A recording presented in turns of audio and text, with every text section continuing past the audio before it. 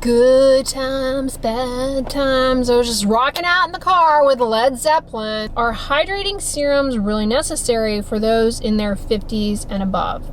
Gentle cleanser, thick moisturizing cream, sunscreen, and tretinoin enough? So, they're not necessary. It's not a must-have to have a hydrating serum, but some people do find them to be very helpful. And they find that not only are they helpful for improving hydration and plumping up little fine dry lines, smoothing out texture through hydration retention, but also through delivering certain ingredients. Like, for example, niacinamide is often in a hydrating serum, or you might elect to use a hydrating serum that has some alpha hydroxy acid, so you're getting a little bit of gentle chemical exfoliation plus water retention. And, it also kind of allows you to customize your skincare routine a bit more, as far as maybe if it's a nighttime serum, for example, maybe some nights you don't really need a moisturizer, you don't feel that you need one, or you want to use something hydrating in the morning, but you don't want a thick cream because you're going to put sunscreen on over it, which is, a cream. Well then, it might make sense for you to be using them. Now, cleanser, moisturizer, sunscreen, more than enough, okay? More than enough. Tretinoin, great. Lots of research behind that for skin benefits. Not just improving wrinkles, age spots, hyperpigmentation. Of course, it's a medication used to treat skin diseases like acne, but tretinoin also helps to normalize the maturation of the epidermis. Oh, someone commented, thank you for the tip about searching your name plus the subject on YouTube. Yes, anytime you want to know my thoughts on something, skin condition, or a product, a brand, just type in Dr. Dray into YouTube search, and whatever it is that you're interested in. So for example, if it's keratosis pilaris on the face, Dr. Dray, keratosis pilaris on the face. YouTube will find my keratosis pilaris on the face video, boom. You will have what you're looking for. Whereas if I pointed out last week, if you try and find that on Instagram, you're never going to find it. Instagram is not a searchable platform at all. Can you use Volufill if you are looking for a pregnancy? I assume they mean looking to get pregnant. So Volufill is a cosmetic ingredient, not tested for pregnancy safety. Do I think it's pregnancy unsafe? No, I'd be highly doubtful that it had any impact. Probably just sticks in the stratum corneum, proves moisture content, and move it along, okay? But there's not actually any pregnancy safety data on it. Now, as far as I'm concerned, Volufill, which is another one, Dr. Dray, Volufill, you'll find my video on it. Y'all, claims that it's going to regenerate or restore lost fat in the face. Yeah, right. Miss me, I'm a grape in aisle 3 of produce. Because how is that possible? And how is it possible that we're only going to restore fat like right around here, and that we're not going to get a big cheek lipoma? Okay, no, it doesn't. You can watch my older video on Volufill, because they have this weird study where they looked at women's breasts, which is an odd place to look for restoration of fat, because as I point out in that video, breast size does vary a bit cyclically with hormonal fluctuations in women. So it was just a weird study to begin with. But anyway, I digress. I think it's very unlikely that Volufill is absorbed and is doing anything other than hydrating, and I would be shocked if anybody ever had some sort of adverse outcome with Volufill related to pregnancy. Any thoughts on Dermatologist needleless serum? So I tried this a few years ago. You can find my review here. I thought it was pretty good. It's a peptide serum, but it's kind of pricey, all right? So what I have found, and it also has niacinamide. Spoiler alert, the B vitamin is scaring the cosmetic industry. If you don't get along with niacinamide, you're kind of in many ways, I would think it makes it somewhat easier for you because you just have fewer options, which sounds like a compromise, but in reality, given decision fatigue that has become skincare, you're kind of in a sweet spot. You just have to read ingredients more. But yeah, peptides, niacinamide. I've been using the CosRx 6X peptide booster. Then this is the 6 peptide booster. This is such a good value. It has a variety of peptides. It has niacinamide, and it's kind of just a nice skin prep.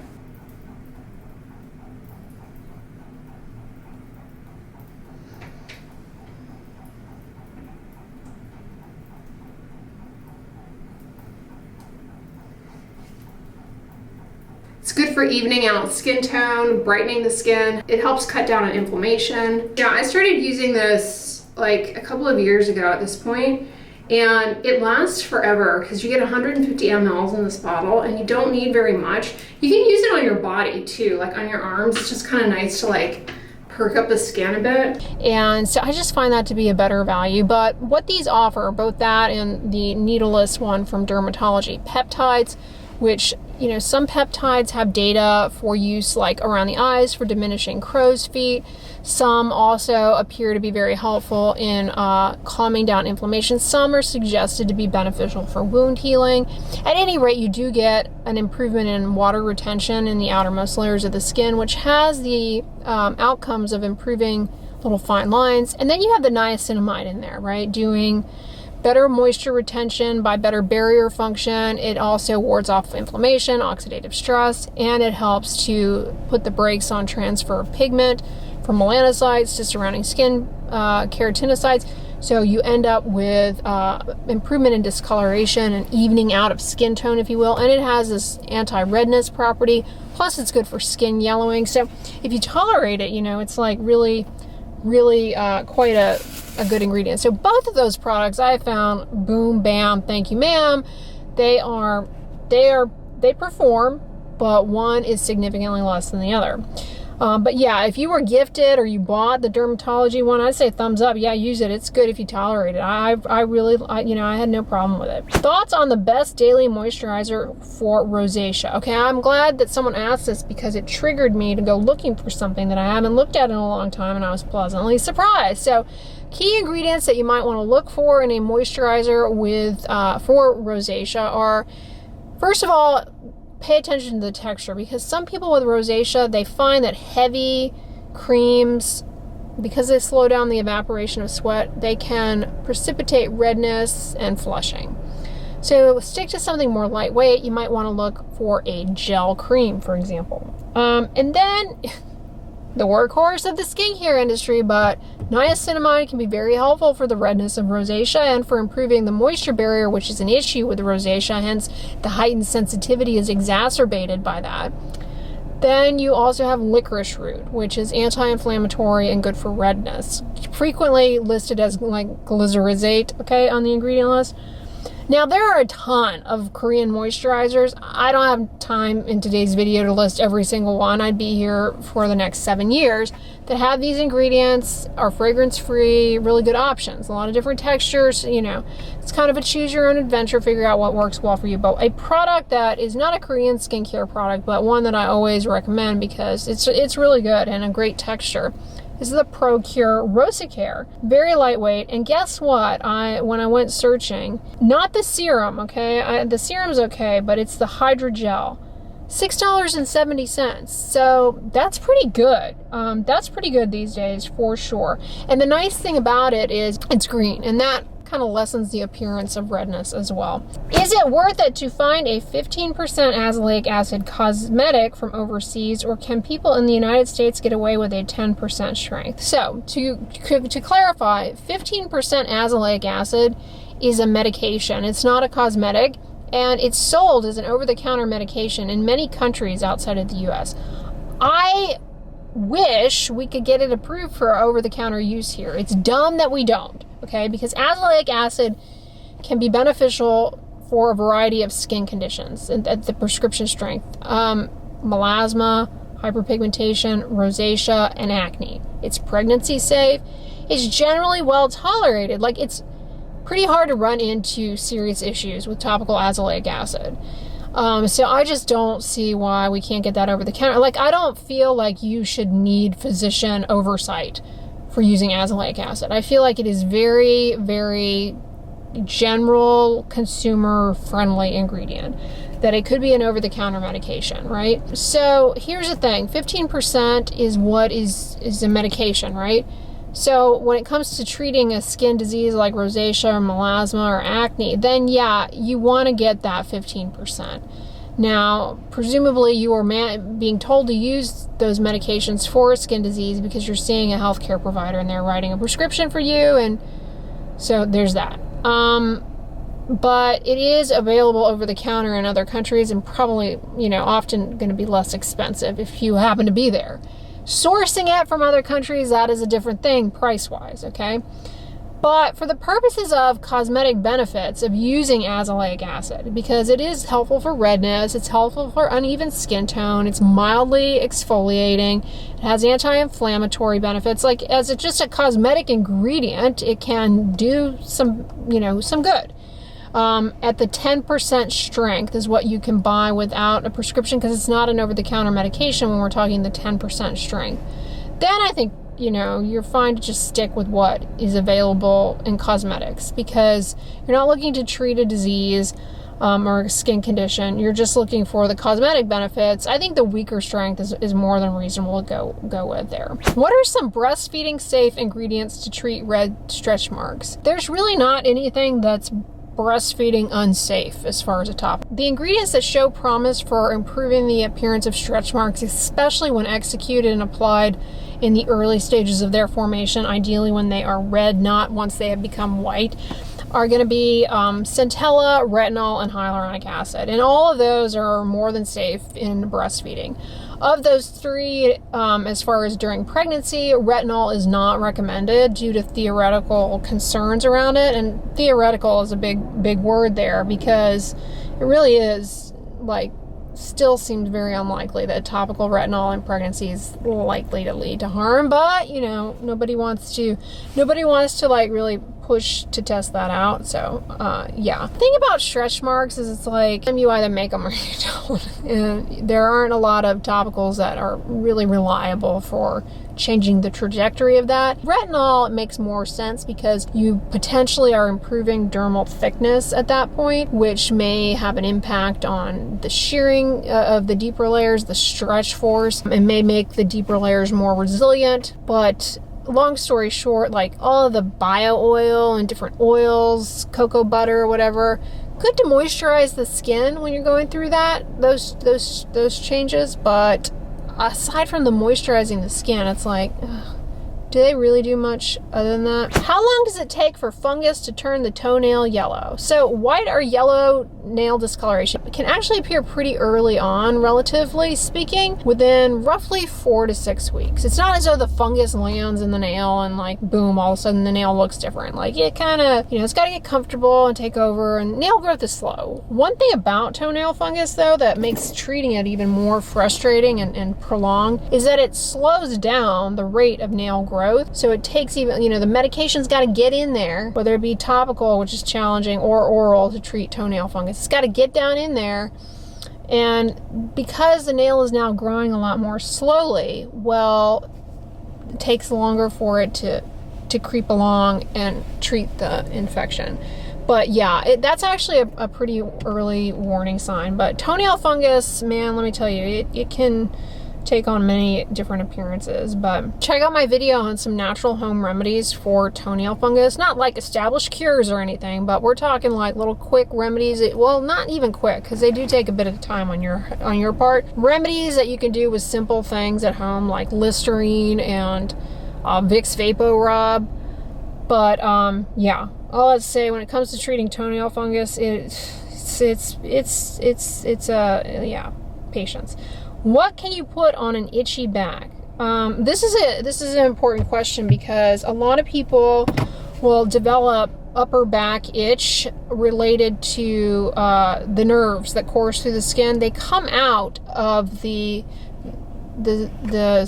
out into the skin kind of through this muscle, right? And through movement, they get pinched, and they get annoyed.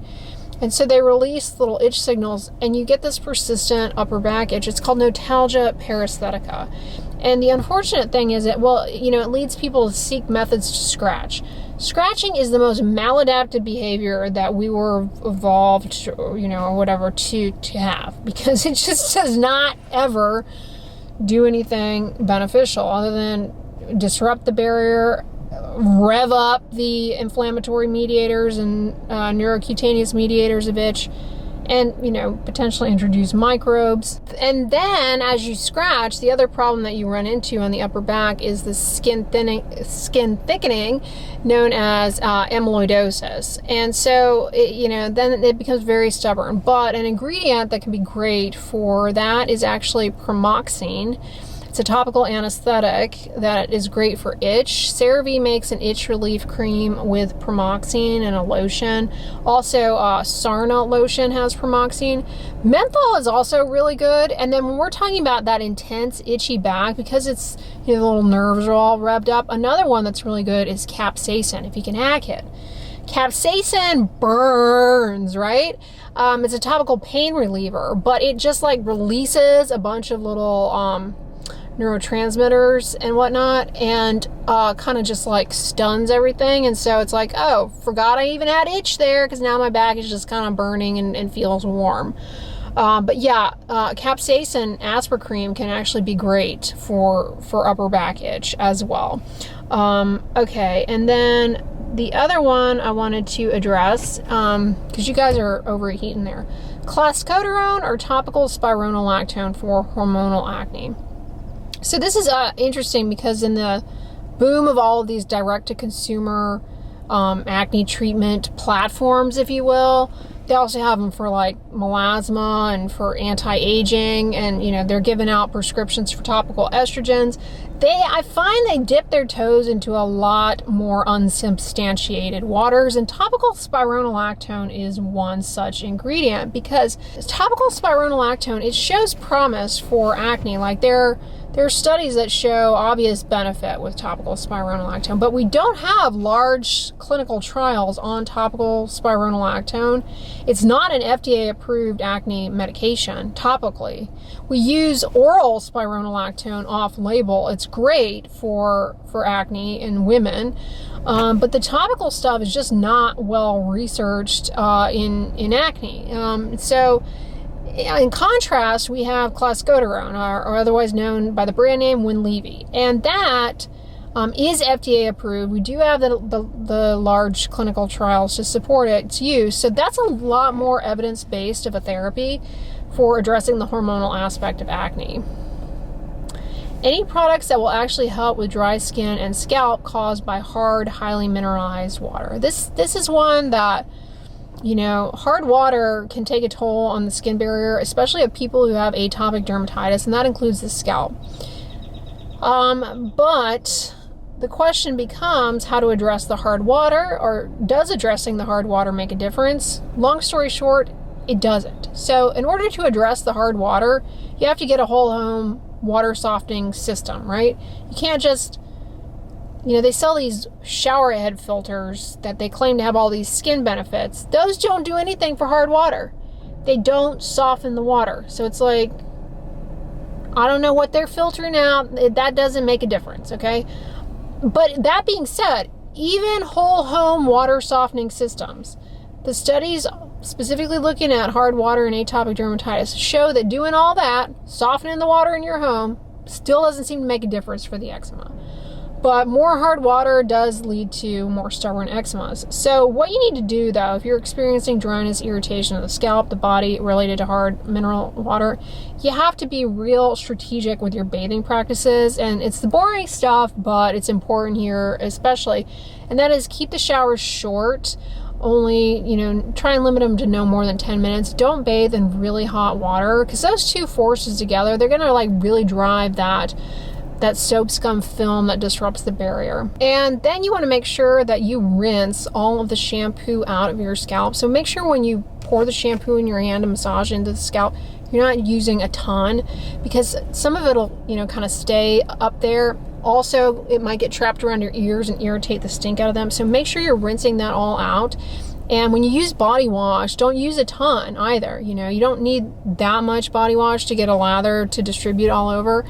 And be real careful, make sure you're rinsing it out in the skin folds, because it does have a tendency to kind of collect there and not get hit with the water when you're rinsing off, just standing into the shower water. So really make sure, you know, that you are rinsing those little nooks and crannies well, because those can be little nituses. When you get out of the shower, don't rub the skin to towel dry it, just pat dry the skin. And then if need be, a humidifier in the bedroom at night to address the dry air. That can also help. But yeah, long story short, you know, the shower filters don't do anything. The softening systems don't appear to do anything, at least for atopic dermatitis in the studies. And, you know, as far as skincare products, moisturize the skin, definitely. But try and be real strategic with the bathing to limit the effects of hard water on your skin. All right, guys, I'm going to wrap this up here because you guys keep overheating, but I hope you all enjoyed today's Q&A roundup of some of the top questions I got over on Instagram. If you guys liked it, give it a thumbs up, share it with your friends, and as always, don't forget, sunscreen and subscribe. I'll talk to you guys tomorrow. Bye.